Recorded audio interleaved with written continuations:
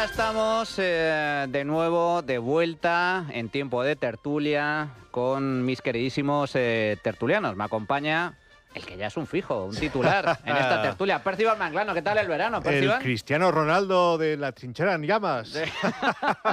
Bueno, ¿Qué tal, perdón, todo bien? Todo muy bien, con las pilas cargadas, con muchas ganas de seguir dando guerra.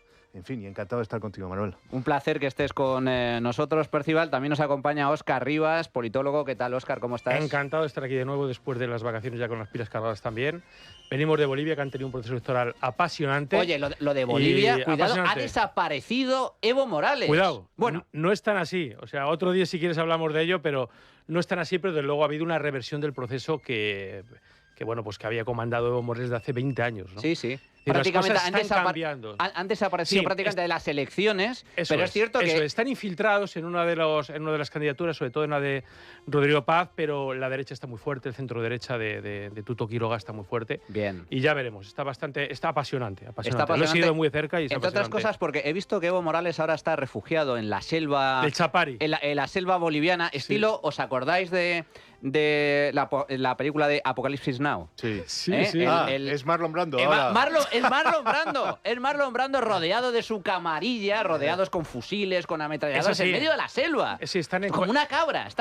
Sí, están en la región de Cochabamba, en el Chapari, y es la zona del narcotráfico.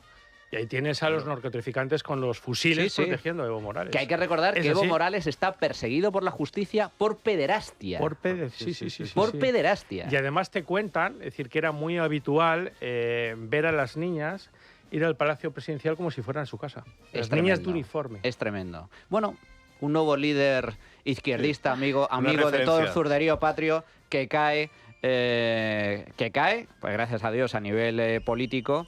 Y bueno, ahora está, como digo, ocultado en la selva amazónica. Y yo lo comentaba ayer, esta temporada a mí me gusta cambiar. Y, oye, lo que funciona, funciona, pero siempre hay que intentar mejorar. Y yo intento hacer cambios para que las cosas mejoren en la medida de lo posible. Además, soy inconformista por naturaleza, es decir, nunca estoy satisfecho con nada. Eso es ser liberal. Sí. Entonces, como decía ayer, esta temporada tenemos novedades. Entre otras novedades, ayer anunciamos una, que fue el fichaje de Miguel Ángel Pérez como tertuliano, uno de los mejores periodistas de tribunales de este país. Estrenamos además sección con Rubén Arranz, gran periodista también del periódico El Independiente, con una sección sobre investigación, La Lupa de Rubén. Ayer analizamos el coste de los fichajes estrella de Telepedro, es decir, Radio Televisión Española, y hoy tengo el inmenso orgullo de anunciar un nuevo fichaje para Tertulia Política. En la tertulia, Rebeca Argudo, una de las mejores columnistas de este país, de ABC. ¿Qué tal, Rebeca? ¿Cómo estás? No me digas eso, que me da vértigo, Bueno, pues es la realidad, ¿sí, no? Estoy encantada de estar aquí contigo. Pues un placer. Y muchísimas gracias. A ti por venir. Señores, esta semana vamos a empezar por una foto, porque yo creo que esta foto marca un punto de inflexión. La foto entre Salvador Illa y Carles Puigdemont en Bruselas, con cariñitos, con sonrisas, con buenas caras. Aquí no pasa nada, somos amigos, somos socios.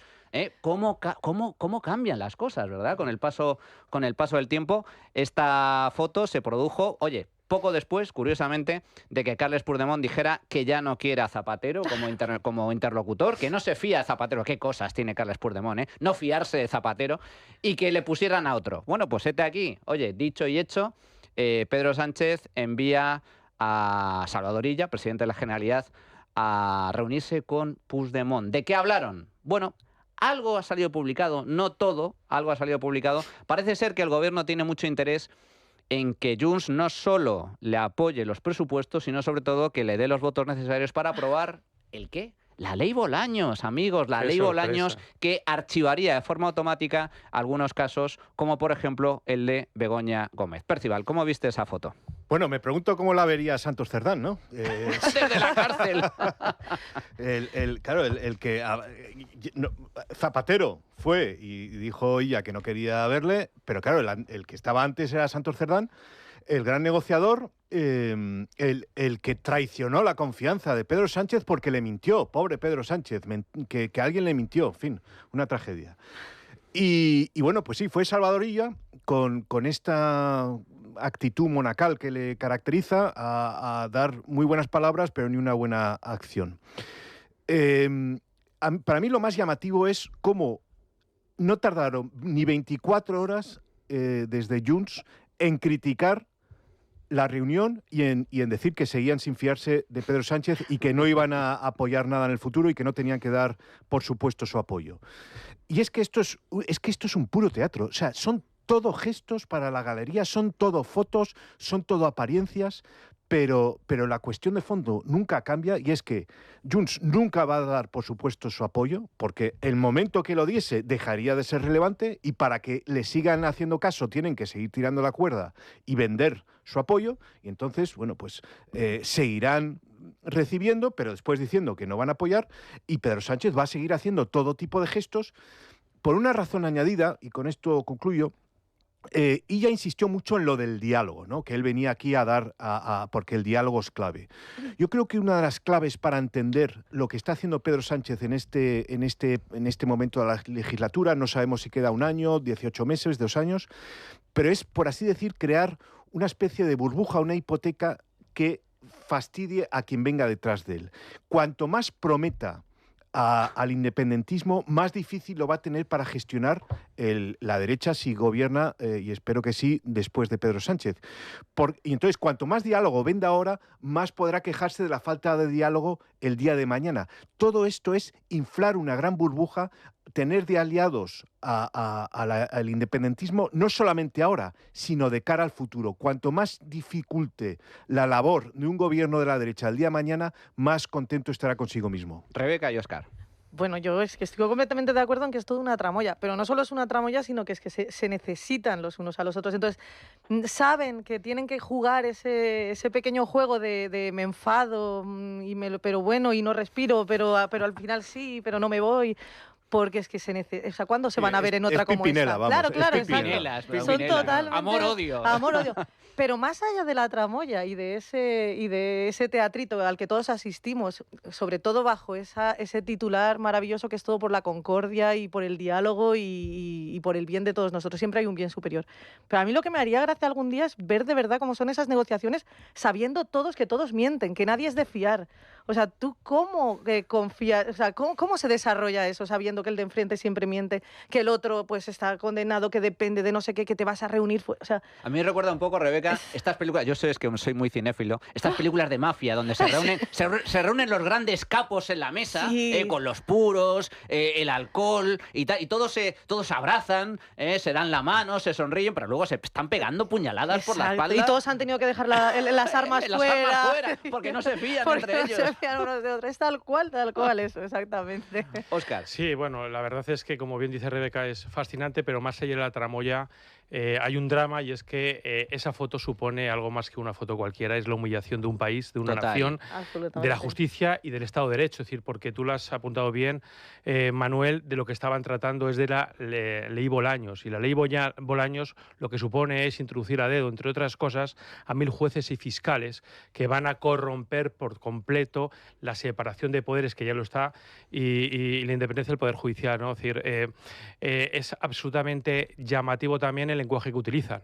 Total. Es decir, cuando estaban hablando de la normalización, a mí me recordaba mucho al proceso que se llevaron también con ETA, ¿no? ¿Os acordáis que cuando ETA durante muchos tiempos, Batasuna, después Bildu, estuvo apartada, y digamos que el término que utilizaron para introducirlo en el campo de las izquierdas respetables fue la normalización? Es el eufemismo que utiliza siempre la izquierda para blanquear los delincuentes. Es decir, me llama también la atención, o no me sorprende desde luego, que se hable también de conflicto político, y otra vez tenemos el paralelismo. Bueno, tú sabes que la extrema izquierda precisamente cree en aquello de que las palabras crean realidades, o sea, y están en eso. Y ellos están creando esa realidad. Están en eso. Y recordarán también los oyentes que cuando se hablaba de proyecto político lo hacía sobre todo Otegi. O sea, de conflicto político. Es decir, no había ningún conflicto político. Había unos que mataban y otros que morían. Y aquí exactamente totalmente igual. Hay unos verdugos, es decir, que están sometiendo a España, y hay unas víctimas que somos los españoles. Total. Entonces, es decir, lo que hay que denunciar es el uso de eufemismos tramposos, ¿no? Fijaos cómo cambia la película, porque tras esa foto, Salvador Illa pues hizo una declaración. Más que una declaración, publicó un tuit en el que dijo literalmente: hoy me he encontrado con el presidente Carles Puigdemont, tal y como he hecho con el resto de expresidentes de la Generalitat. El diálogo es el motor de la democracia para que Cataluña siga avanzando. Hoy damos un buen ejemplo. Esto es lo que decía Salvador Illa tras esa foto, tras ese encuentro con Carles Puigdemont, que hay que recordar que es un prófugo de la justicia. Total. Y que es un cobarde. Un cobarde ruin. Que salió en un maletero. Que salió en un maletero. O sea, proclama la independencia, que siempre recordaremos esas fotos, ya convertido en meme histórico, ¿eh?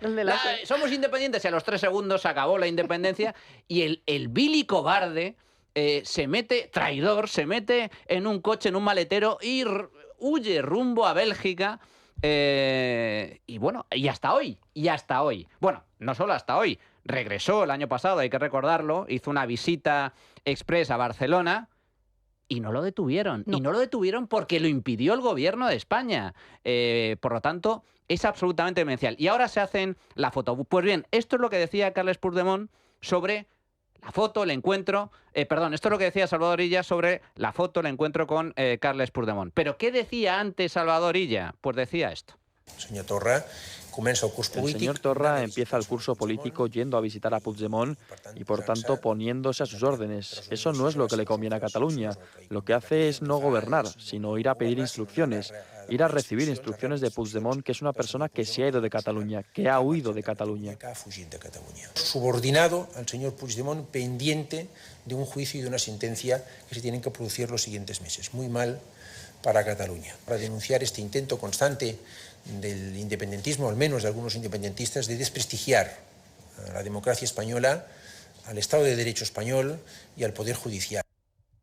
Pues esto es lo que decía Salvador Illa cuando todavía no era presidente de la Generalitat. Cuando no necesitaban... Cuando no necesitaban los votos de Junts, le echaba en cara a Quim Torra que fuera a reunirse en Bruselas con Puigdemont para recibir órdenes, ¿eh? Y lo criticaba. Pero no es el único. También por entonces, una ministra del Gobierno, la señora Margarita Robles, decía lo siguiente sobre Puigdemont. Bueno, la posición del Gobierno es la única posible en un Estado de Derecho, que además se ha hecho pública. El Gobierno entiende, como no puede ser de otra manera en un Estado de Derecho, como decía antes, que cualquier persona, cualquier ciudadano, por lo tanto el señor Puigdemont, tiene que estar siempre a disposición de los tribunales. Nadie puede eludir la acción de la justicia y todo el mundo tiene la obligación de comparecer ante los tribunales. A disposición de los tribunales. Esto es lo que decía Margarita Robles. Es decir, que Puigdemont tenía que ser detenido y juzgado. Pues bien, ¿qué ha dicho también Salvador Illa después de ese encuentro con Puigdemont? Pues ha dicho literalmente que la última palabra la tienen los ciudadanos, no los jueces. Es decir, que la justicia aquí no pinta nada, que si el gobierno le ha concedido la amnistía, los jueces no tienen que decir ni mu, que el Congreso ha aprobado la amnistía y por lo tanto eso es lo que tiene que hacerse. Amnistiarlo y punto. ¿Cómo ha cambiado la película, Rebeca? Ha cambiado totalmente. Y además lo que me hace mucha gracia es, volvemos otra vez al uso al uso torticero de las palabras. Habla de que son los ciudadanos los que tienen que tener la palabra, pero a los ciudadanos no se les ha preguntado. Lo que han decidido es que se decide en el Congreso, donde tienen mayoría, donde ellos, una mayoría, recordemos, aritmética, quiero decir, no, Pedro Sánchez no ganó las elecciones. O sea, eso no significa que no sea un presidente legítimo, porque aritméticamente, que es el gran juego de la democracia, es un sistema de mayorías. Pero ese sistema de mayorías al que él ahora llama pueblo o llama a los ciudadanos, no es un reflejo de la voluntad popular. Y aunque la voluntad popular fuese esa, no puede estar por encima de la justicia. O sea, volveríamos a legitimar pues juicios someros o sentencias populares como las que les gustan a ellos, que son cuando algo no es delictivo, voy a hacerlo moralmente repudiable y que haya un castigo social. Sí, pero no podemos volver a eso. Es pisotear, vulnerar directamente lo que es algo tan importante como es el Estado de Derecho. Es decir, el hecho de que tú tengas mayoría en una Cámara Parlamentaria, en un Congreso, en unas Cortes, no te legitima para aprobar cualquier cosa, porque por esa regla 3, ¿No sería una democracia en sentido Sería una moderno? democracia actuante. Tenemos un proceso electoral que se corresponde con lo que es un proceso democrático, es decir, votamos cada 4 años, pero ahí se acabaría, porque no están comprometidos con los ideales reales de la democracia. Y si tú no te comprometes con eso, el resultado es eso, una democracia actuante. Jugamos a que esto es una democracia, pero luego hacemos lo que nos da la gana porque tú ya nos has dado el voto. El hecho de que es lo que también llamaba Tocqueville la dictadura de las mayorías, ¿no? O sea, el hecho de que, como ha dicho Salvador Illa, lo que importa no es lo que digan los jueces, lo que importa no es lo que diga el Estado de Derecho, sino lo que digan los ciudadanos. Por esa regla de 3, si hubiera una mayoría en el Congreso por el cual se decidiera acabar con la mitad de la población, lo podrían hacer. Es muy democrático también, ¿verdad? Claro. Y nos hemos acostumbrado también a que los políticos actúen como si fueran propietarios de la nación. Ellos son los administradores y ellos tienen el deber de recibir un legado y mantenerlo y acrecentarlo si es posible. Y sin embargo, si vamos un poquito más atrás nos damos cuenta de que el escenario actual con catalanes y vascos es aquello de aquellos polvos estos lodos, ¿no? Es decir, hemos visto cómo sucesivos gobiernos, tanto del Partido Popular como sobre todo del PSOE, han ido pactando, porque les servían de soporte los separatistas, pues diferentes cesiones que poco a poco se han ido consumando. ¿Qué es lo que ha hecho Sánchez? Llevarlo eso al extremo. Es decir, pero tendría que haber límites para que los políticos pudieran intervenir hasta cierto punto y nunca actuar como propietarios, ¿no? Porque están desmadejando España totalmente. Y una cuestión añadida que hay que subrayar es que Illa fue como telonero de Sánchez. Y además lo ha dejado muy claro Sánchez esta semana. Esta es la reunión que anuncia la futura reunión de Pedro Sánchez con Puigdemont. Y yo creo que esto incide en la lógica del trampantojo y de la escenificación de la que hemos estado hablando. Siempre hay una patada para adelante, siempre hay esto pasa ahora y va a pasar lo siguiente, y así se crean expectativas y la gente piensa en esas cosas en vez de pensar, y esto enlaza con lo que decía Rebeca y decíais antes, en el gobierno de la nación. Vamos a ver, que el gobierno no está simplemente para hacerse fotos, está para gobernar, para aprobar leyes, para gestionar.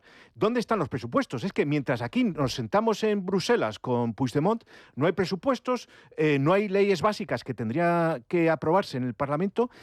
Y a niveles funcionales no hay una mayoría. O sea, este debate que estamos teniendo sobre si hay mayoría o no hay mayoría, yo tengo dudas. Es verdad que hubo una mayoría de investidura, que hay una mayoría de gobierno y por hoy en España. Yo tengo serias dudas. O sea, la prueba de cargo es si hay presupuestos o no hay presupuestos. Y aquí, mucho publicar en el BOE, como ha ocurrido esta semana, pues el anuncio del inicio de la tramitación de los presupuestos, pero oiga, que estamos en septiembre y se supone que los presupuestos tendrían que llegar al Congreso el 1 de octubre, es decir, imposible. O sea, que ya vamos tarde una vez más y todo apunta a que tampoco se van a aprobar este año. Por lo tanto, insisto, mucho anuncio, mucho esto y después va a venir Sánchez y mucho acosar a la justicia, si tenéis toda la razón en subrayarlo, pero gobierno, cero. Sí, bueno, pero hay que decir, perdona Manuel, es decir, las fotos son importantes. Porque, no digo lo contrario. Porque sientan las bases de lo que vendrá. Es decir, a mí, por ejemplo, me preocupó mucho el otro día ver que justo el día en que se iban a reunir Ulla y Puigdemont, es decir, fue a rendirle pleitesía, porque esa es la imagen que a mí me trasladó cuando fue a saludar González Pons a Illa. Es decir, si yo fuera fijo, a mí eso me preocuparía, porque si supiera algo de política pensaría que eso es un regalo envenenado. Es decir, nunca un González Pons puede ir a saludar a ese Illa que se va a reunir con Puigdemont. Es decir, las fotos suponen una comunicación no verbal que sienta las bases de lo que va a venir después o de lo que está sucediendo entre bambalinas. A mí eso me parece preocupante. Las imágenes son muy importantes. Esto es, en política, la política es el arte del engaño. Realmente, o sea, es el arte de la manipulación. Y por lo tanto, para engañar y manipular necesitas un relato, necesitas imágenes, necesitas discursos, necesitas trampantojos, necesitas muchas cosas, ¿no? Y esto es una foto que es muy relevante porque efectivamente esto es el inicio de la amnistía política. Ya te he concedido la amnistía judicial, aunque todavía no se ha llevado a la práctica al 100%, porque ha quedado excluido el delito de malversación y por lo tanto Puigdemont de momento no puede regresar a España porque hay una orden de detención que pesa sobre él y por lo tanto ya hemos visto que da igual. Que bueno, que da igual, claro, hasta cierto punto. Pero ya se ha producido la amnistía política. Y el siguiente paso, después de esta foto, ya de hecho se ha publicado, marzo-abril, se espera la foto entre Pedro Sánchez y Puigdemont. Pero todo esto es el relato. Pero todo este tipo de mensajes, de gestos, se traducen luego en cosas muy concretas. Esta semana, en el Consejo de Ministros, el pasado martes, se ha aprobado la condonación de deuda pública autonómica. La condonación de deuda pública autonómica significa que el Gobierno le va a restar más de 80.000 millones de euros a las comunidades autónomas en deuda pública y lo va a asumir el Gobierno central. Esto era una exigencia de Esquerra Republicana y de los independentistas. Pero, para empezar, engaño. No es una condonación, no es un perdón de deuda, es un reparto de deuda. La deuda que pesaba sobre las comunidades autónomas, especialmente las más endeudadas, como es el caso de Cataluña, se va a repartir entre el resto de la población. Y por lo tanto, ¿esto en qué se va a traducir? Pues básicamente en que los madrileños vamos a cargar con deuda que asumieron en su día los catalanes. Por lo tanto, los madrileños vamos a tener que pagar, los madrileños y otros españoles de otras comunidades autónomas, más deuda como consecuencia de este reparto. Esto es una auténtica aberración, Rebeca. Es que volvemos a lo que hablaba antes Óscar del lenguaje. Quiero decir, si nos dicen realmente que vamos a repartir la deuda, que todos vamos a tener que asumir, y cuando digo todos me refiero a la comunidad autónoma que no tiene deuda va a pagar tanto como la que la tiene, independientemente de cuánta tenga. Entonces, eso obviamente no es una condonación, que es lo que nos explicabas tú antes. Estamos jugando a ese juego de camuflar de buenismo, de buenísimas intenciones, de un bien superior, de solidaridad. O sea, todas estas palabras son las que manejan para hacernos tragar la píldora con la cucharadita de azúcar. Lo del tema de la condonación, para que la gente lo entienda, es como si nosotros cuatro nos fuéramos de cena. Y Percival se va al baño cuando traen la cuenta. Después, Percival, tú eres Puigdemont. Exacto. Tú eres Puigdemont. Sí. Después de haberme tomado una langosta y vosotros habéis cenado sándwiches. Tal cual. Y traigo la cuenta y digo, ¡ay, que me duele la tripa! Esperad que ahora vengo. No pago. Y lo tenemos que asumir nosotros. Exacto. Es terrible. Pues fíjate, ¿cómo justificaba la ministra de Hacienda el tema de la condonación de deuda? De la siguiente forma. ¿Quién va a decir que no a que se le perdone parte de su deuda?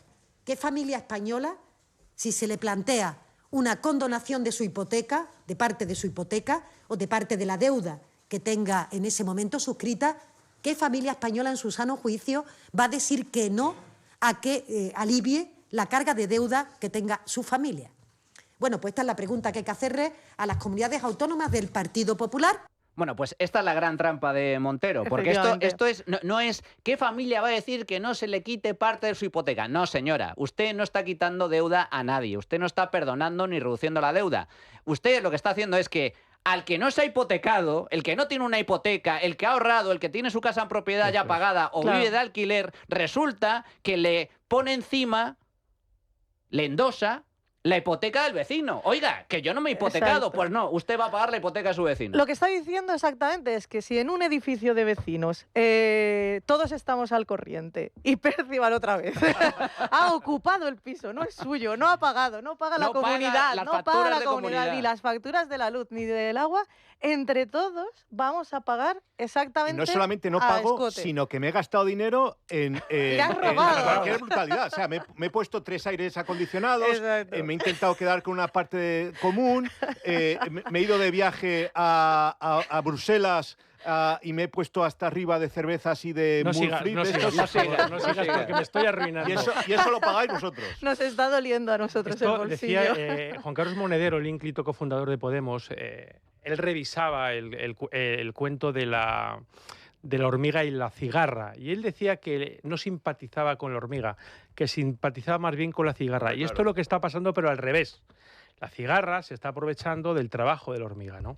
Es decir, es el mundo al revés. Comunismo, eso es el pero comunismo. Es que nos estamos encontrando con gente que no tiene ningún tipo de escrúpulos, porque es que la hemeroteca les contradice permanentemente, les denuncia permanentemente las aventuras, pero les da exactamente igual. Es que incluso en eso ha habido un punto de inflexión desde que llegó el sanchismo. Es decir, porque antes mentían y les daba cierto pudor reconocer que habían metido. Ahora les da exactamente igual, porque estamos en la política de la desinformación permanente. El otro día asistíamos a la entrevista de Sánchez, que fue otro ejercicio de desinformación, de fake news. Totalmente. Ahora vamos a entrar en el tema de la entrevista, pero para terminar el bloque de la condonación, estamos asistiendo a un engaño. El tema de ahí también la importancia de las palabras. Es que no es condonación, es reparto de deuda. Reparto de deuda, manu militari. Te obligo a pagar una deuda que no has asumido. La deuda de los demás. La deuda de Cataluña la reparto entre el resto de españoles y vosotros vais a pagar esa deuda. Pero es que esto, una vez más, es un anticipo. Porque ¿qué va a ser lo siguiente? El cupo catalán. Es decir, Cataluña convertida en el tercer fuero de España, al igual que País Vasco y Navarra. Por cierto, que a mí ese modelo me gusta, pero para todos. No para unos pocos como vascos, catalanes o navarros y el resto no van a poder acceder. Oye, o todos o ninguno, eso se llama igualdad ante la ley. Pero no. Ellos hablan de concederle el cupo exclusivamente a Cataluña, lo que ellos denominan federalismo asimétrico. ¿Qué es decir? O sea, yo te voy a conceder un privilegio fiscal a ti, y el resto van a tener que pagar. Pues bien, sobre el cupo catalán, que es la siguiente fase, Montero, la ministra de Hacienda, decía lo siguiente hace no mucho tiempo. Habitualmente lo que Esquerra Republicana siempre ha planteado en esa reforma del modelo es una suerte de concierto económico para Cataluña. Yo no comparto el concierto económico para Cataluña. Lo he dicho en múltiples ocasiones. Así también lo ha expresado el Partido Socialista de los Catalanes, allí en Cataluña. Yo no lo comparto, pero es lo que le han concedido a los catalanes y es lo siguiente que van a aprobar. Claro, le cambian el nombre y ya está. Ya tú no has mentido, has cambiado de opinión y como además ya lo designas de otra manera, pues estamos tan tranquilos. Percival. Bueno, una cuestión que enlaza con lo que decía anteriormente de la patada hacia adelante y de la creación de una hipoteca de cara al futuro. Si ahora hiciésemos una encuesta entre los españoles, yo estoy seguro de que pues una mayoría pensaría que ya se ha condonado la deuda a los catalanes, porque es lo que se ha anunciado. Y sin embargo, lo que se aprobó en el Consejo de Ministros es un anteproyecto de ley. Correcto. O sea, ni siquiera un proyecto de ley, un anteproyecto de ley. Es decir, la tramitación de las leyes es, primero, un anteproyecto, se somete a información pública, que es en lo que está. Ahora mismo te metes en la página web del Ministerio de Hacienda y está anteproyecto de ley de condonación, no sé cómo lo llaman exactamente. Con lo cual, no irá hasta el Congreso seguramente hasta finales de este año. Y solamente se aprobaría a lo largo del año que viene. Y se va a aprobar por ley. Esto hay que votarlo. ¿Por qué es esto relevante? Porque insisto en lo que decía inicialmente. Esto es constantemente anunciar más cosas para tener atados a los catalanes como socios. Tú, si les prometes algo y se los das inmediatamente, ya está. Ellos han conseguido lo que quieren y pueden romper amarras contigo. Sin embargo, si vas prometiéndoles cosas poco a poco y ellos tienen que seguir apoyándote para que eventualmente se lo puedas aprobar, pues les tienes ahí cogidos. E insisto, esto también es una hipoteca para el que venga después, porque los catalanes, los partidos independentistas dirán, oye, a mí me prometieron todo esto desde el gobierno de España, al que venga después lo quiero también. Bueno, no lo harán. Está todo muy previsto, tú lo has dicho creo que al principio, es decir, lo que va a ocurrir después es que van a arder las calles. Es decir, es que ahora están jugando a eso. Ahora se habla de normalización, se habla de convivencia, pero precisamente es el caldo de cultivo para cuando llegue el centro derecha digan, están rompiendo la convivencia y la normalización que nosotros introdujimos. Las calles tienen que arder. Exactamente. Vamos a ver manifestaciones. Eso es lo que esas son las semillas que están metiendo ahora. Pero eso, y añadiendo además que después vendrán los recortes, que es la base del discurso socialista. Cuando gobierna la derecha, recortes. Cuando gobernamos nosotros, dinero a mansalva. Claro, si tú hipotecas una vez más porque te gastas el dinero que no tienes cuando gobiernas, cuando vienen los otros, tienen que recortar. Claro. Pero esto que comentas, Percival, es muy importante porque efectivamente, una vez aprobada la amnistía y una vez que se aplique, veremos en qué termina la cosa, porque aún se tiene que pronunciar el Tribunal de Justicia de la Unión Europea, es decir, todavía hay un proceso. Pero lo cierto es que luego no es reversible. La amnistía no es reversible, la condonación de deuda no es reversible y el cupo vasco, en el momento en el que, el cupo catalán, en el momento en el que se apruebe, tampoco será reversible. Con lo cual, digamos que efectivamente se están sembrando las semillas de los problemas y los conflictos que habrá el día de mañana. Bueno, llegados a este punto, vamos a hacer una pequeña pausa y vamos a regresar con esa espectacular entrevista de Pedro Sánchez y Pepa Bueno. Pepa Bueno, la que era la directora del País, del Grupo Prisa, que salió despedida por el máximo directivo del Grupo Prisa, le doy yo la patada. ¿Y a dónde ha ido Pepa Bueno? ¡Hombre! Directora de informativos de Radio Televisión Española. La primera entrevista que concede Pedro Sánchez en un año. Y aquí tenemos a Rebeca, además, que ha escrito un artículo de opinión sobre la misma y que ha recibido críticas ¿de quién? De Xavier Fortes. A continuación. Bueno, pues ya estamos de vuelta en tiempo de tertulia. Esta semana ha comenzado fuerte, arranca el curso político y arrancó con una entrevista, iba a decir inédita, porque es que hace un año que insólita, Pedro Sánchez, sí es. Insólita desde luego, pero hacía un año que Pedro Sánchez no concedía una entrevista. Y es que además Pedro Sánchez, si por algo se ha caracterizado, es precisamente por no tener relación prácticamente con la prensa, por no dar explicaciones a la prensa. Sus ruedas de prensa no se pueden catalogar como tal, son discursos. De hecho, hay que recordar, justo antes de verano, también en una comparecencia, anunció una rueda de prensa en Moncloa donde no había periodistas. Sí, a sillas vacías. ¿Sabes qué pasa? Se acostumbró en los tiempos de pandemia a lo presidente. A lo presidente de Hugo Chávez, que aparecía ante la televisión, ante las cámaras de todo el país, y aparecía con un prompter y con el guión marcado y se tiraba 2 horas. ¿No echáis de menos los tiempos en los que nos escandalizábamos por el plasma de Rajoy? ¡Qué tiempos aquellos! ¿Qué tiempos aquellos que nos escandalizaba algo así? Aquel gobierno indecente. Aquel gobierno según indecente. decían. Bueno, la cuestión, esta semana, entrevista en Radio Televisión Española con Pepa Bueno, donde, bueno, pues le preguntó varias cosas, pero me gustaría empezar por un balance general. Rebeca, tú escribiste una columna al respecto. Una columna que gustó mucho, ya lo sabes. Sobre todo a Xavier Fortes, el director de La Noche en 24 horas, que te criticó por esa columna. De repente debió de tener una epifanía y recordó que el trabajo de la prensa es fiscalizar, pero estaba un poco desnortado y fiscalizó a la prensa y no al gobierno. Entonces yo creo que ahí se le fue un poco...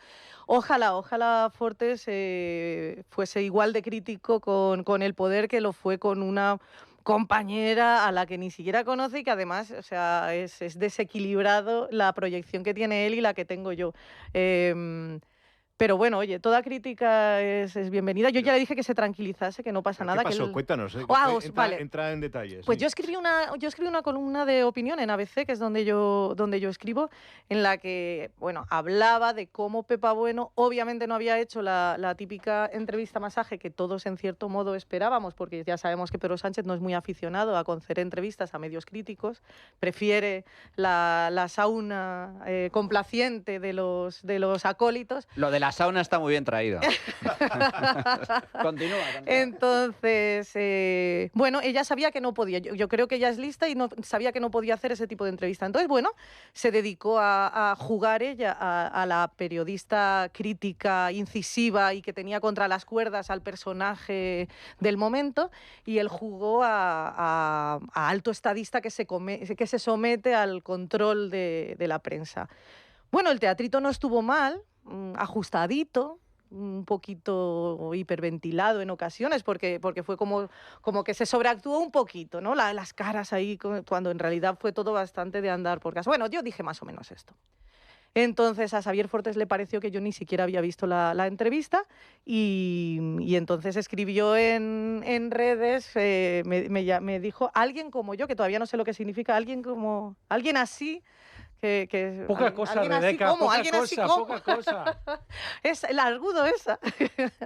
Y entonces, nada, yo lo que decía era que Pepa Bueno había hecho muy bien su trabajo. Sí, sí. Porque su trabajo en realidad no era el de ser periodista incisiva y arrancarle las preguntas que todavía nos debe a los ciudadanos. Ese no era su trabajo. Su trabajo era el de facilitarle a él que se luciese en una entrevista que pareciese incómoda para él, pero que no había esquivado ninguna pregunta. Y entonces ella en su primer día de trabajo, no lo olvidemos, venida del país de donde sale precisamente por pasarse de condescendencia con el poder, pues ella quedaba muy bien de periodista haciendo su trabajo, que es fiscalizar al poder. Entonces, pues Javier Fortes me dijo cosas lindas, pues, y yo le dije que tranquilo, que no se pusiera celoso, que no pasa nada, que él también estaba haciendo muy bien su trabajo. Él también hace muy bien su trabajo y también le pagan muy bien por le pagamos todos. Todos. Entonces, él nada, respondió un poco, se vino un poquito arriba, claro, empezaron a jalearle, me empezaron a llegar también sus umpalumpas desatados a mentarme a la madre y estas cosas. Yo nada, no les hice caso, obviamente. Y entonces le dije que ojalá fuera tan incisivo, tan crítico, de verdad tan de fiscalizar a alguien, pero a quien debe y no a mí. Es que la clave del asunto es que aquí hemos perdido totalmente la perspectiva. La prensa, que es el cuarto poder, está para fiscalizar al gobierno, claro, al poder político, no al resto de la prensa, no al resto de compañeros. Ver a Xavier Fortes criticar a una compañera, a una periodista, a una columnista como Rebeca es algo insólito o que supone una anomalía democrática en lugar de lo que debería hacer la prensa, que es desde tu posición ideológica, política, me da exactamente igual, pero lo que debes hacer es fiscalizar al poder. Pero estamos en un país... Puedes darme tu opinión, quiero decir, si discrepas de la mía, que lo mío era no olvidemos que lo mío era una columna de opinión, no era una información en las páginas de información de ABC, era mi columna de opinión, donde a mí me pagan por dar mi opinión, yo la di. Entonces, si tú no estás de acuerdo en tu programa, que tú tienes un programa con muchísimas más audiencia de la que pueda llegar a leer mi columna, pues tú dices que piensas contrario a mí y das tus argumentos. Correcto. Bueno, pero la cuestión es que se produjo esa entrevista y yo coincido totalmente con tu diagnóstico, Rebeca, fue un paripé. Es decir, Pepa bueno, lo que hizo fue, pues hacer su trabajo. Dar la impresión de que era incisiva, era incluso crítica con el presidente, pero estaba todo perfectamente pactado y medido. Bueno, lo que demuestra la historia de Rebeca es que han convertido a Radio Televisión Española en el gabinete de prensa de Moncloa. Es que esa es la lógica. El publirreportaje Todos constante. sabemos que un gabinete de prensa es una unidad dentro de un gobierno que defiende el mensaje del gobierno, que defiende los intereses de ese gobierno. Eso normalmente es parte del gobierno. Ahora lo que han hecho es subcontratar esa función a nada más y nada menos que Radio Televisión Española, no solamente con estos activistas que se dedican a criticar a los periodistas críticos, sino encima contratando a la mitad de España que tenga afinidad o carné directamente del PSOE para darles unos sueldos. Ayer Percival, en la sección que estrenamos con Rubén Arranz, analizamos cuánto nos han costado los fichajes estrellas de Radio Televisión Española. Más de 40 millones de euros al año. Solo en fichajes. Estamos hablando del contrato de Silvén Charrondo. Estamos hablando de Jesús Cintora, de Javier Ruiz. Estamos hablando de Marta Flitz y de Gonzalo Miró. Estamos hablando de Buenafuente. Estamos hablando de Broncano. Toda esta recua de progres, de próximos al gobierno, serviles y siervos con el poder, nos están costando más de 40 millones de euros al año. Y después no hay dinero para otras cosas, ¿no? Para la Guardia Civil. Entre otras cosas, para la ley de ELA, por ejemplo, para los afectados por ELA. Entonces, esa es yo creo que es bueno subrayar esta historia por la mentalidad y el uso que hacen ahora de lo público, ¿no? Estos que son los defensores de lo público, en cuanto tienen ocasión, privatizan lo público para defender sus intereses políticos. Pero bueno, entrando en el contenido de la entrevista, primero, yo creo que lo que nos pasó a todos es que en cuanto encendimos la tele o lo vimos por internet, lo primero que nos impactó fue la cara de Pedro Sánchez. Es decir, fue como un susto, ¿no? Te costó 5 o 10 segundos sobreponerte a la impresión de esa cara pues bastante demacrada, los ojos desorbitados. Sí, bueno. No sigas. Yo no digo que me diese pena, yo digo que sí que me sorprendió el careto que tenía. Delgado, muy delgado. Muy delgado, en fin. Y la actitud, ¿no? Como con los hombros hacia adelante, en fin. Y ahora, el discurso no tiene nada que ver con la apariencia. El discurso fue agresivo, violento contra las demás instituciones y por remarcar solamente dos cosas. Yo remarcaría dos cosas. Uno, le preguntan por el fiscal general del Estado. Oiga, ¿pero por qué le defiende? ¿Por qué no ha dimitido aún? Y dice, porque es inocente. Y dice, pero bueno, pero Santos Cerdán también era inocente y está en la cárcel ahora. Entonces, o sea, tu convencimiento de que alguien sea inocente no demuestra absolutamente nada, más bien lo contrario. Ahí está el ejemplo de Santos Cerdán. Y segundo, ¿no? La famosa frase esta de los jueces que hacen política.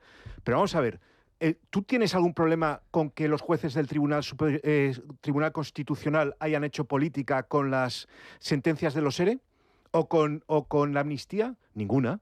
¿Tú quieres a los jueces del Tribunal Constitucional haciendo política? Entonces, el problema para él no es que algunos jueces, ya sé que son órdenes jurisdiccionales distintos, ¿no? Y que el Tribunal Constitucional no es jurisdiccional, pero bueno, salvedad hecha. Tú lo que querrías es que los jueces hagan política que te favorecen. O sea, el problema de fondo no es que hagan política, es que hacen política que tú crees que te perjudica. Y, por supuesto, eso es erróneo, porque no hacen política. Lo que hacen es aplicar la ley, hacen un trabajo técnico. Tú lo interpretas como política porque lo que hacen es afectar a tu círculo más cercano. Pero de fondo, el problema para ti no es la política. El problema es que vayan contra tus intereses. Ayer lo analizamos en la tertulia. Ha sido el mayor ataque que yo recuerde en democracia que se haya hecho por parte del Poder Ejecutivo al Poder Judicial. Decir que algunos jueces en España hacen política. Es decir, que no están cumpliendo su labor, que están prevaricando, que es lo peor que puede hacer un juez. Por cierto, el delito por el que fue condenado y expulsado de la carrera judicial, un señor que se llama Baltasar Garzón, y que ahora va por las tertulias dando lecciones sobre justicia. Esto lo analizamos ayer, pero claro, es que efectivamente, qué casualidad que justamente los jueces que, según el gobierno, hacen política son los jueces que están investigando los casos de corrupción que afectan al presidente del gobierno y que afectan al Partido Socialista. Solo esos, no el resto, solo esos. Qué casualidad, ¿verdad? Pero fijaos, no solo habló y cargó contra los jueces, no solo afirmó la inocencia al fiscal general del Estado, dijo, entre otras perlas, que él es un azote contra la corrupción. Pero yo sí que creo, y es lo que tengo que decirle a la ciudadanía, que este gobierno, y yo como secretario general del Partido Socialista, no he tolerado en ningún momento ningún caso de corrupción. Ninguno. Y cuando ha habido un mínimo atisbo de un caso de corrupción, he actuado con total contundencia y con total... siendo implacable. Siendo implacable. Bueno, pues para empezar, renovó a Santos Cerdán al frente de la Secretaría de Organización del PSOE cuando todos los medios en España habían publicado buena parte de lo que posteriormente se conoció a través del informe de investigación de la UCO. Tiene a su mujer imputada por corrupción. Tiene a su hermano procesado por corrupción. Tiene al fiscal general del Estado procesado por revelación de secretos. Tiene a 2 secretarios de organización, Ábalos y Cerdán, implicados en casos de corrupción. Rebajó el delito de malversación. Amnistió a los golpistas separatistas de Cataluña. Y a los condenados por los ERE los indultó. Óscar. Sí, es que incluso se mofa del tema porque cuando Pepa Bueno le pregunta sobre la imputación de su mujer, dice, bueno, imputaciones, que no sé cuántas van ya. Pero permitidme que antes de entrar en el fondo haga una serie de precisiones técnicas que a mí me parecen muy interesantes para que la gente entienda el ejercicio de la manipulación y desinformación que se hizo en la entrevista. Es decir, junto a la entrevista vocal que hacía Pepa Bueno y Pedro Sánchez, había una serie de recursos complementarios que tratan de reforzar el mensaje. Está el típico, que son los subtítulos en la parte inferior de la imagen, que es una síntesis de sus palabras, pero había de fondo, si lo recordáis, una gran pantalla, es decir, en la que se intercalaban fotografías, es decir, cuando hablaba del clima, pues aparecían fotos del clima, de incendios y tal. Cuando hablaba de corrupción, esto hay que fijarse, y hablaba, por ejemplo, de Koldo, de Cerdán, de Ábalos, aparecían Ábalos, Koldo y Cerdán. Cuando hablaba de Ortiz aparecía una foto de Ortiz, pero cuando habló de su mujer y de su hermano no apareció ninguna foto. Fue el único momento de la entrevista en la que no apareció ninguna foto. Hubo otro recurso que a mí me parece fundamental porque es el que entra en el subconsciente de la gente. Es decir, esas fotos a veces se paraban y aparecía un gran rótulo que tenía un efecto zoom, de manera que el entrevistado y el entrevistador quedaban en un segundo plano. De manera que lo que centraba la atención del espectador era ese rótulo. Hubo 4 en toda la entrevista, no hubo más. El primero es: España está afectada por la emergencia climática. ¡Pum! El segundo, es decir, hay que cambiar la gestión de los recursos forestales, que no tiene mucha importancia. El tercero, la emergencia climática ha superado todas las expectativas científicas. Es decir, estos 3 mensajes dan cuenta, es decir, de daño reputacional que ha sufrido el PSOE durante el mes de agosto, ¿no? Y por eso salía como primer bloque. Pero el cuarto, a mí me llamó la atención porque cuando estaba terminando de hablar de Koldo, de Cerdán, de Ábalos, aparece uno que es no hay paro estructural en el PSOE. Y ahí terminan todos los rótulos. Es decir, amén de la manipulación verbal, hay una manipulación guiada a través de otros recursos. Fijaos, otra de las perlas que dejó esa entrevista fue cuando Pepa Bueno le pregunta por los presupuestos generales del Estado y Sánchez anuncia que los va a presentar. Y Pepa Bueno le repregunta, bueno, ¿y si no tiene los votos suficientes para aprobarlos, qué? Y dice Pedro, pues no pasa nada. Me quedo. Me quedo, los prorrogo y no pasa absolutamente nada. Ya llevo varios años gobernando sin presupuestos y si no hay presupuestos continúo exactamente con los mismos, porque él no confunde fin con instrumento, ¿eh? Y en este caso los presupuestos son un instrumento, no son un fin. Por cierto, negando y contradiciendo lo que decía cuando estaba Rajoy gobernando en España, al cual le exigía la convocatoria de elecciones por no haber aprobado los presupuestos y haberlos prorrogado. Pero lo más interesante de esa parte, cuando justifica la prórroga presupuestaria y dice que si no se aprueba no pasa nada, es lo que dice sobre la convocatoria de elecciones. La oposición pues dice, no, es que si no tiene presupuestos tiene que convocar elecciones porque estamos en una parálisis. No, mire, la parálisis sería meter al país ahora mismo en un proceso electoral. 2 meses de campaña, más luego el debate de investidura, que dura siempre lo que dura en nuestro país. Y mientras tanto, perdiendo la gran oportunidad de transformar nuestro país con esos fondos europeos. Es decir, que el presidente del gobierno dice que convocar elecciones es paralizar el país. ¿Pero qué es eso, las elecciones? Es un inconveniente. Es un inconveniente, Rebeca. Las elecciones son un inconveniente. O sea, la democracia es otra cosa y entonces ahí él está en eso, en conseguir hacer el bien para el país. Va a pijo sacao. Quiero decir, ya no disimula. Este señor ya... Va a tumba abierta. Va a tumba abierta. O sea, elecciones, no... ¿qué es eso? Elecciones, pero bueno, no me insulte a la cara, señorita.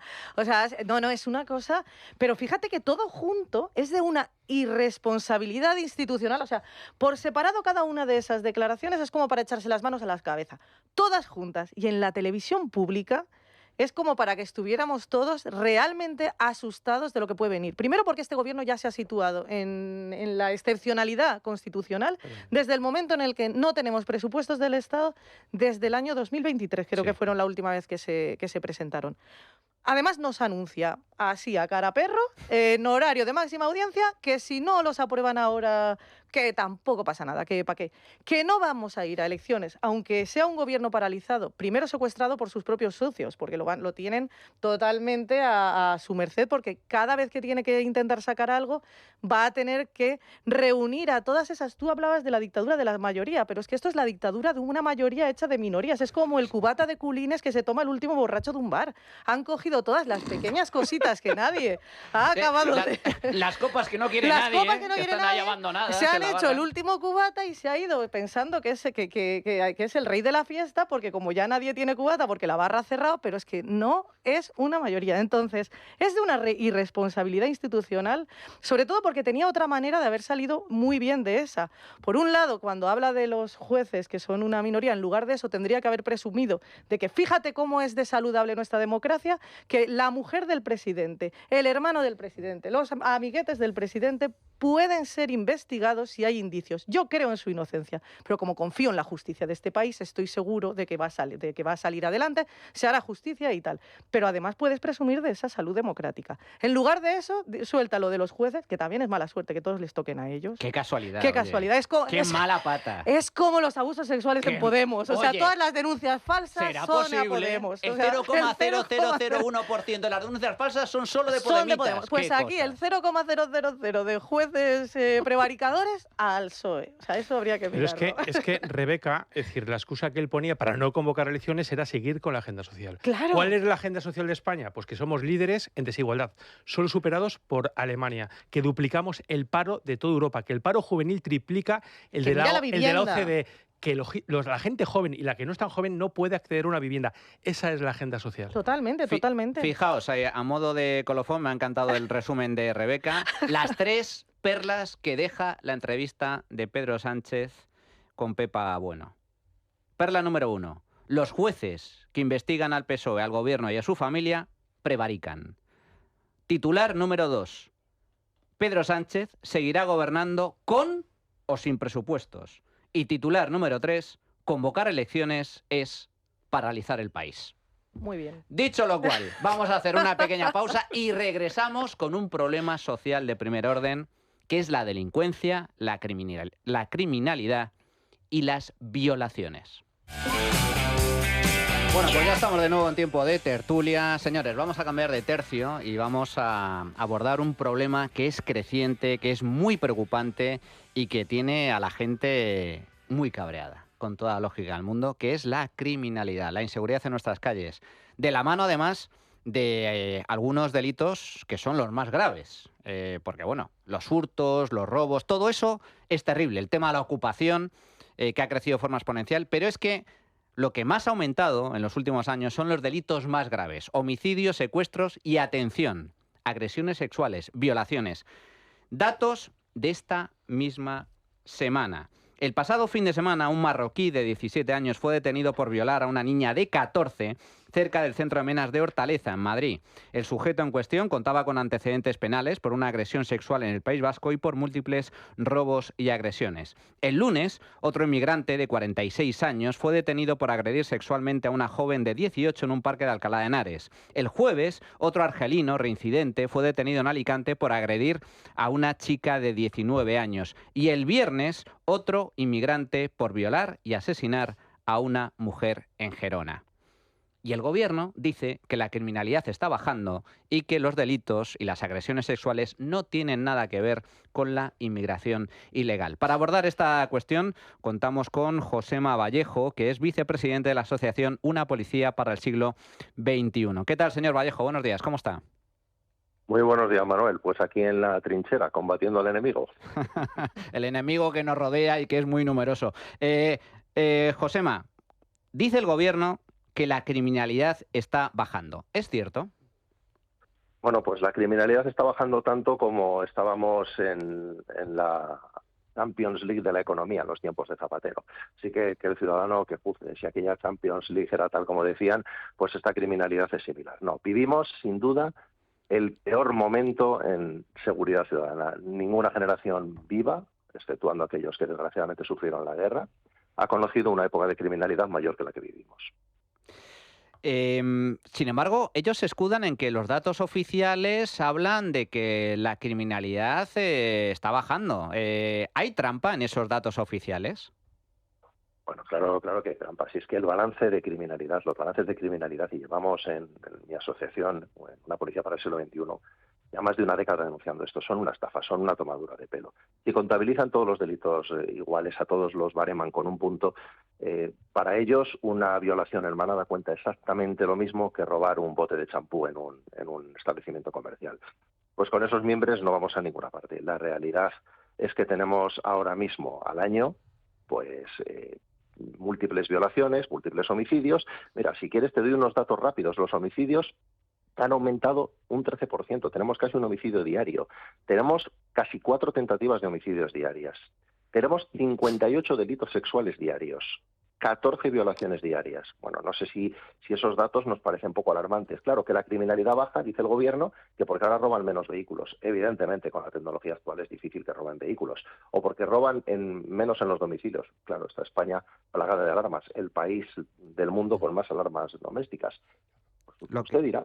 Lo que hay es, desde luego, una gran sensación, una gran percepción y preocupación por parte de la gente de inseguridad. De hecho, ese dato a mí me parece muy, muy llamativo. Solo hay que fijarse en la cantidad de anuncios que hay en la televisión y radio y en todos los medios sobre el tema de alarmas por el problema de la ocupación. Pero concretamente, Josema, en cuanto a delitos graves y por especificar y por ir a una cuestión concreta, el tema de las agresiones sexuales, los datos oficiales reflejan que en el último año se han producido más de 5.000 violaciones con penetración en España. Sí.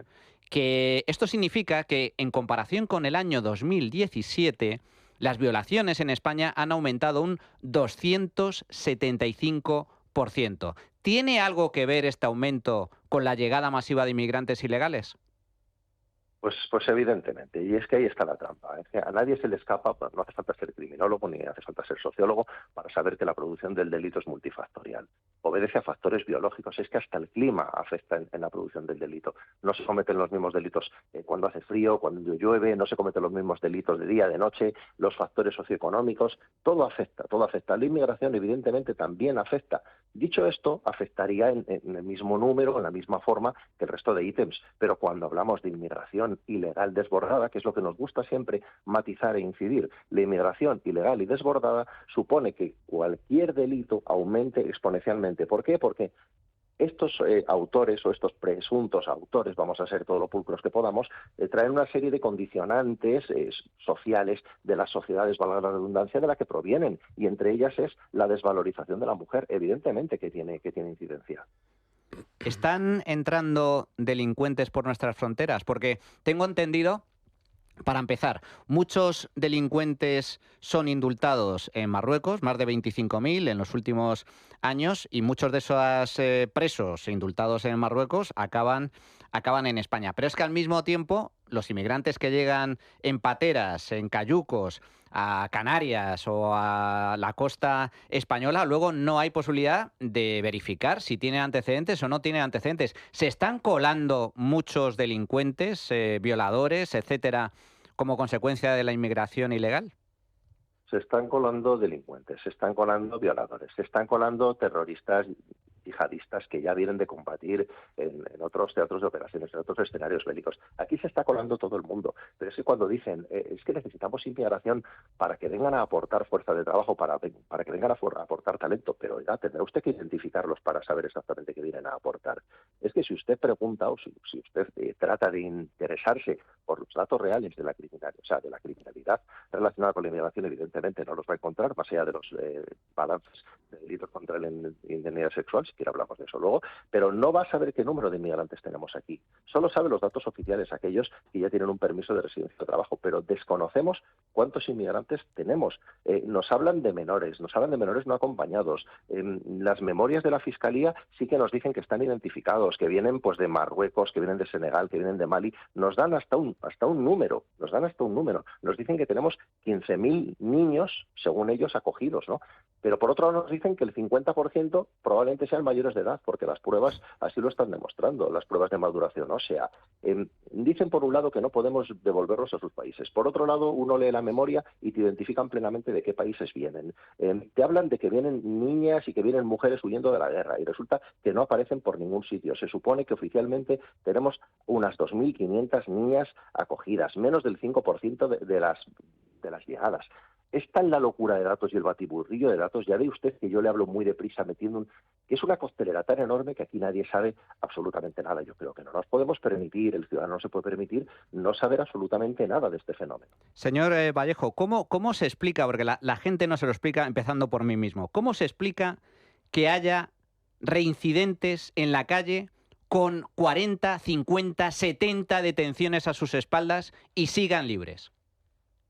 Bueno, pues porque nuestra ley de enjuiciamiento criminal, en mi opinión y en la opinión de nuestra asociación, no está preparada para tratar con esta nueva realidad criminal. Ni lo está el sistema policial, ni lo está el sistema judicial. Que es un sistema tremendamente garantista, como no puede ser de otra manera, evidentemente, pero también eminentemente burocrático y lento, muy, muy lento.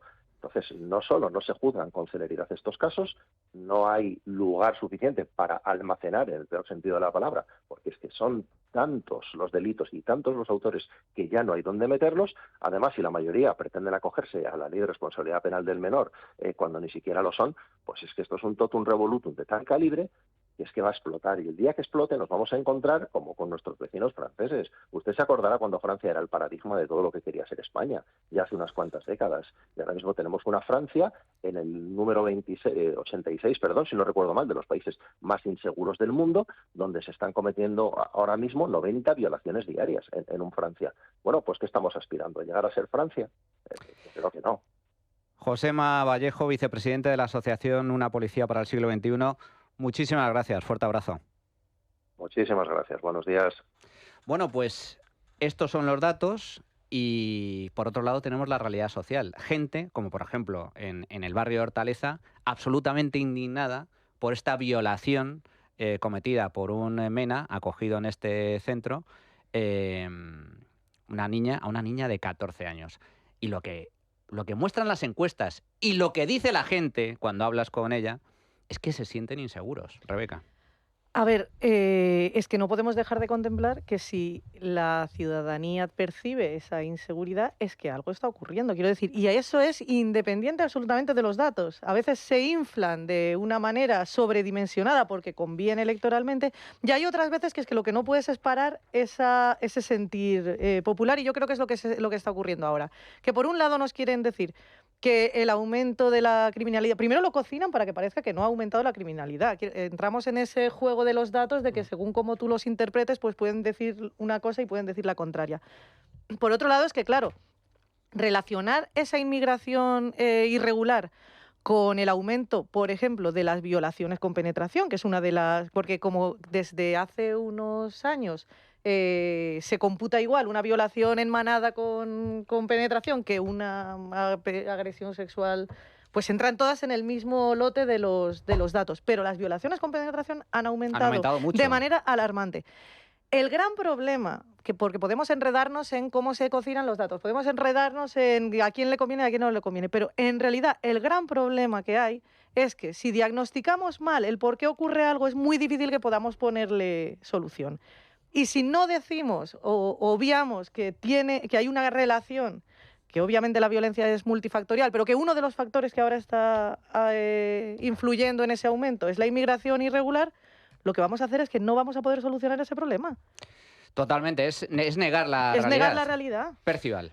Bueno, no es solo, Rebeca, que se diagnostique mal, es que se manipula. Yo creo que eso es lo que tiene tan enfadada a tanta gente, que es que cuando se dice que esto es una realidad objetiva, y lo es, porque los datos de violaciones han aumentado objetivamente con los datos oficiales del Ministerio del Interior, cuando eso se pone encima de la mesa, inmediatamente se te acusa desde la izquierda de racismo. Es que ocurrió en la entrevista de Pedro Sánchez del lunes, de la que hemos hablado antes. Le preguntan por la violación y en vez de solidarizarse con la víctima, habló de supuestas agresiones de la extrema derecha. No, y que Vox quería hundir el Open Arms. Eso es lo que dijo. También. Claro, entonces, eso solivianta a la gente. Pero ¿cómo puede ser? O sea, es evidente que hay aumentos de violaciones y de delitos.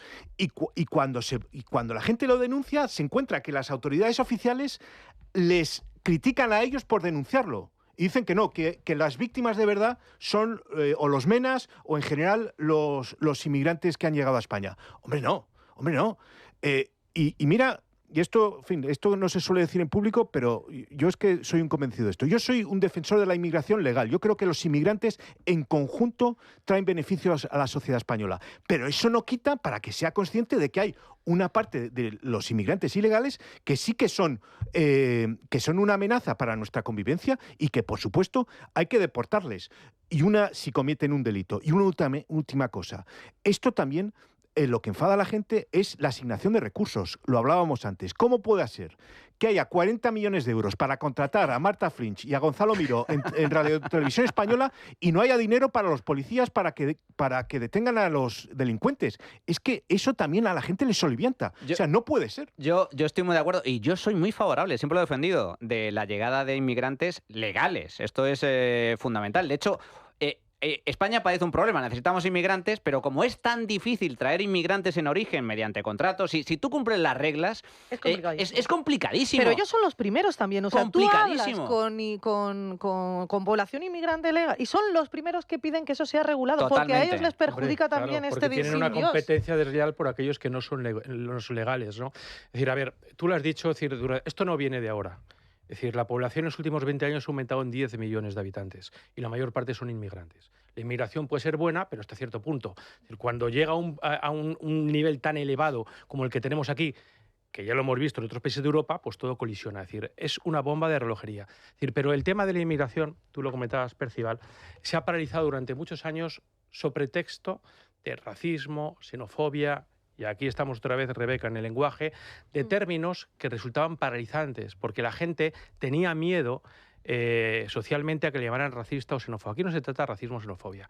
España es un pueblo que desde los siglos de los siglos ha demostrado su capacidad para asimilarse con otros pueblos. Lo que ocurre es que los que vienen ahora, es decir, se sienten impunes. Es decir, estos chicos jóvenes, que no son tan jóvenes, cometen delitos porque se sienten impunes para cometerlos. Pero esa impunidad viene también porque se sienten reforzados por el discurso de las izquierdas. Sí. Es decir, que tiene una patología, la izquierda tiene una patología. A mí me acusan de xenófobo racista, pero ellos son endófobos, es decir, odian lo propio. Es decir, no dicen nada cuando el delito lo comete un inmigrante, pero claman al cielo cuando el delito lo comete un español. Es decir, y lo que está pasando es absolutamente eso. Fijaros, otra vez el lenguaje. Cuando el otro día alguien de Más Madrid decía, es que los más vulnerables son los niños extranjeros. La palabra niño claro. A mí me recordó, o sea, piensas en un niño de 10 años, vulnerable, y a mí me recordó cuando en el mundo de ETA te hablaban de los jóvenes radicales. Como son jóvenes, oye, pues son atenuantes, pecadillos de juventud, con lo cual hay una íntima relación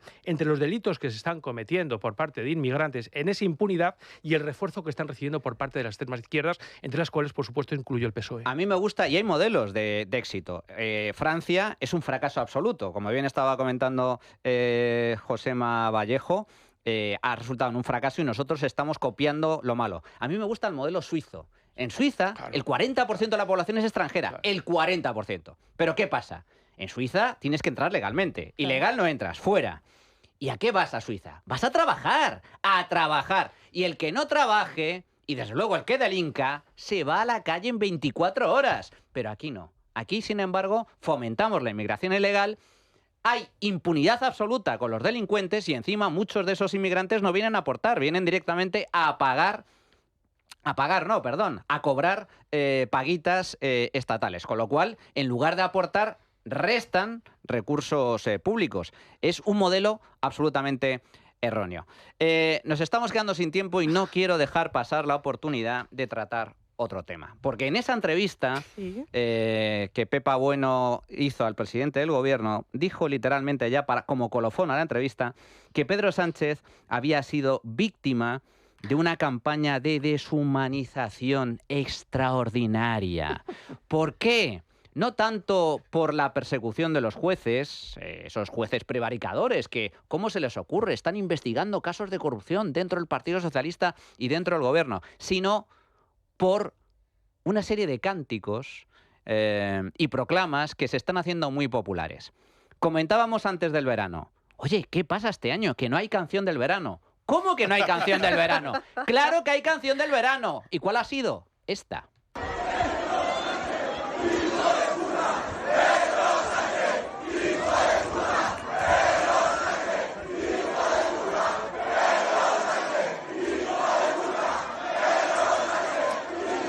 Bueno, esta ha sido la canción del verano. Esto es lo que se ha cantado en estadios, en festivales, en conciertos, en fiestas populares. Fijaos hasta qué punto se ha hecho viral que hasta se ha colado en bodas. Por España, para que la guardes de todo peligro y la fortalezcas frente a la adversidad.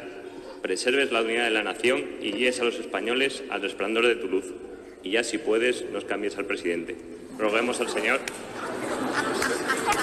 Roguemos al Señor. Bueno, ¿y cuál ha sido la respuesta de Pedro Sánchez a estas canciones populares, a esto de que le insulten con tanta alegría e incluso rueguen al Señor que le quiten de la presidencia? Pues la respuesta de Pedro Sánchez ha sido la siguiente. La polarización de España es asimétrica. Yo no insulto.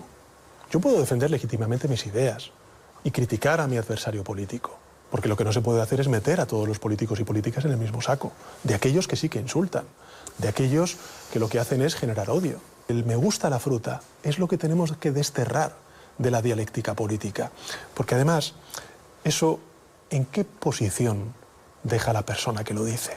Óscar. A ver, que yo sepa, lo primero es que me gusta la fruta no es ningún insulto. No. O sea, simplemente es una preferencia culinaria. O sea, eso es evidente. Pero hay que prestar atención también a la respuesta, a la primera respuesta que dio cuando le pregunta a Pepa Bueno, tan profesional, después de hablar de la deshumanización. Dice, ¿cómo gestiona usted todo esto? Dice, con paciencia.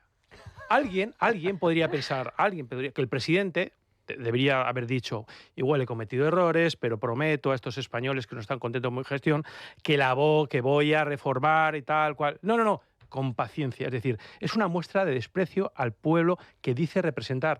Que el pueblo no es que le odia, lo desprecia porque es una reciprocidad que recibe por parte del presidente. Que eso es evidente. Con lo cual, demuestra la talla moral de este señor, ni más ni menos. Que por cierto, que cuando se le comenta sobre eso, también una de las cosas que dijo Sánchez es que él podía salir a la calle perfectamente. Perfectamente. Por eso lo hace todo el tiempo. Ojo, y un término, perdóname, un término de Pepa Bueno, es un odio aprendido después de hablar de Vox. Es decir, la gente aprende el odio. Claro. La gente es tan imbécil que no habla por sí misma, sino porque otros les enseñan a odiar. Rebeca. No solo ese desprecio del que tú hablabas, Óscar, sino que es un desprecio también a la verdad, porque no recordemos, y esto es bastante importante, que él es el que coloca a Óscar Puente. Óscar Puente es un mamporrero tabernario que se dedica a señalar a ciudadanos, bueno, es que, por ejemplo, yo creo que si hacemos una encuesta estamos todos bloqueados en el Twitter de Óscar Puente, porque y a todos nos ha insultado y sus palabras son siempre muy gruesas. Pero no solo eso, sino que es que se llevó como asesor a Idafe. Acordaos de este personaje. El mamporrero del país. Exacto, el caniche enfadado de Pepa Bueno, porque se lo llevó allí a escribir una columna que era exclusivamente para despreciar y desprestigiar a los compañeros que éramos críticos con la labor del gobierno. Entonces, hombre, que has hecho del insulto un catecismo. Además, y ahora te doy paso, Percival, esto responde a una estrategia. Y es que Pedro se está haciendo la víctima. Él es víctima de los insultos, de la campaña del insulto. Claro. Cuando ellos han dedicado a insultar a todo el mundo, para empezar a la prensa, que les llama fachosfera, insultan a los jueces cuando le dicen que son prevaricadores, hablan de pseudomedios. Óscar Puente insultando a todo el mundo, entre otros a un medio de comunicación, diciendo de ojete, y hablando de contenedor de basura. Patxi López insultando incluso a Alberto Núñez Feijóo cuando lo llamó machista y decía que tenía falta de humanidad. Bueno, es victimismo. ¿Y hasta qué punto llega el victimismo? El último ejemplo lo tuvimos ayer. Miguel Tellado, secretario general del Partido Popular, en una intervención, en un acto público, dijo lo siguiente. Este puede ser el último curso político de este gobierno. El último. Aquí podemos empezar a cavar la fosa donde reposarán los restos de un gobierno que nunca debió haber existido en nuestro país. Este puede ser el último curso político de un gobierno agonizante y de un gobierno mendicante. Madre de Dios, la que se lió ayer. Tellado ha dicho fosa. ¡Ha dicho fosa! ¡Dios mío! ¡Por Dios! ¿Cómo puede decir fosa? Se lió la Mundial. Bueno, es que, claro, quieren tener el monopolio de ciertas palabras desde la izquierda. Entonces, si dices fosa y eres de derechas, pues estás desprestigiando la memoria de las víctimas de la guerra civil y del franquismo. Es que esa es la superioridad moral de la izquierda que tanto nos chirría a los que no somos de izquierda, a los que somos de derechas. Pero vamos a ver que aquí nadie tiene el monopolio de las palabras. Faltaría más que desde la derecha se pueda hablar de fosas. Es evidente que está usando una imagen... es una metáfora. Una metáfora para hablar que se entierre el sanchismo y que se acabe este gobierno. Está hablando de eso. Pero no, ellos lo tienen que... O sea, todo, lo has dicho antes, Manuel, y es la clave. Todo es victimismo. Cuando habla Pedro Sánchez siempre habla a su parroquia, a sus votantes, y la forma de empatizar, de conectar con ellas es el victimismo. Somos las víctimas, aunque él sea el presidente del gobierno, aunque él tenga todos los medios a su alcance, él es la víctima. Y si se investiga por corrupción a todo su entorno, la víctima es él, Y por último, me ha encantado lo de la canción del verano. ¿Te ha gustado? Me ha encantado. Ni Georgie Dan tuvo tanto éxito como ha tenido con esta canción. Es popular porque es espontánea. Exacto, absolutamente. Y fácil de recordar. Yo iba a decir que que además hay otra cosa, que es que ellos hablan, o sea, ellos cuando hablan con todas estas consignas, con todos estos mensajitos fáciles que hablábamos antes, que llegan muy fácil y que luego desmontarlos es muy cansino porque tienes que argumentar mucho, dar datos, te los exigen.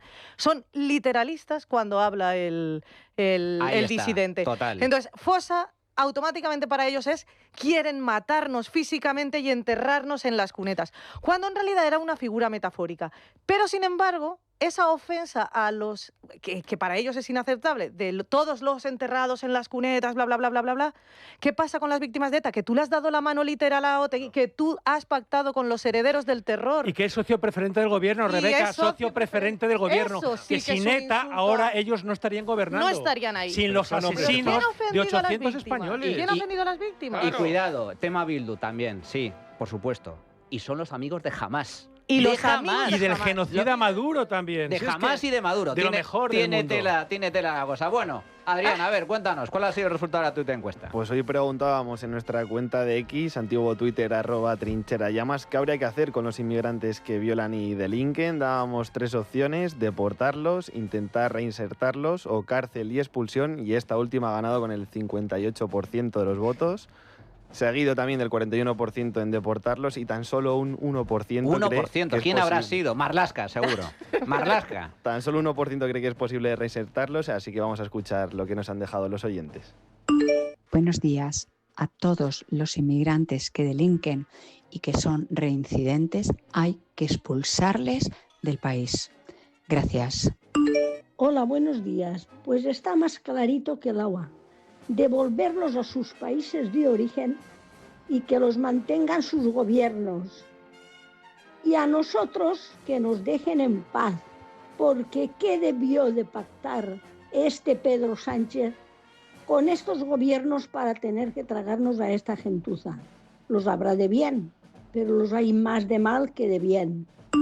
Como ciudadana de Alcalá de Henares y vecina del centro que tenemos aquí desde hace 3 años, que supuestamente venía para 1 mes, 2 meses como mucho y como máximo para 100 personas, hay 1.760 ilegales que invaden parques, que deambulan por las calles sin nada que hacer en todo el día, desde las 10 de la mañana hasta las 10 de la noche, que se tienen que volver al campamento, destrozando contenedores, volcando basura, dejándolo todo perdido, tirando todo lo que comen y consumen al suelo. Los parques los dejan indecentes y a esta gente los ves aquí fumando, bebiendo, con sus buenos móviles, con sus cascos, en fin, una vergüenza. Estamos absolutamente indignados todos los vecinos de Alcalá de Henares y concretamente los vecinos donde han alojado a esta gente sin ningún tipo de control.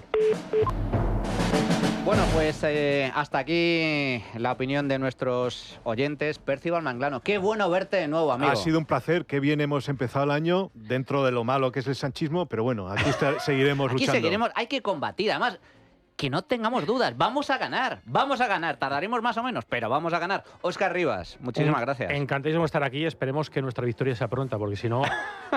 Y Rebeca Argudo, ¿te lo has pasado bien, Me lo he Rebeca? pasado pipa, amenazo con volver, imagínate. Bueno, y yo encantado con que me amenaces con volver, porque de hecho estaré encantado de que estés con nosotros muchas tertulias más. A todos ustedes, atención porque continuamos, ahora tenemos la sección de A Contracorriente con Sandra León, donde vamos a analizar otro tema polémico, el de las denuncias falsas. La ideología de género ha generado mucho revuelo esta semana, esas jornadas que ha organizado Vox sobre el tema de la ideología de género, y lo vamos a abordar con Sandra. Pero antes, un recordatorio: descubra la nueva hipoteca inversa. Entre en buenavidasenior.com y consiga un estudio comparativo gratuito para su caso concreto en solo 4 clics. buenavidasenior.com. La Trinchera de Llamas, con Manuel Llamas.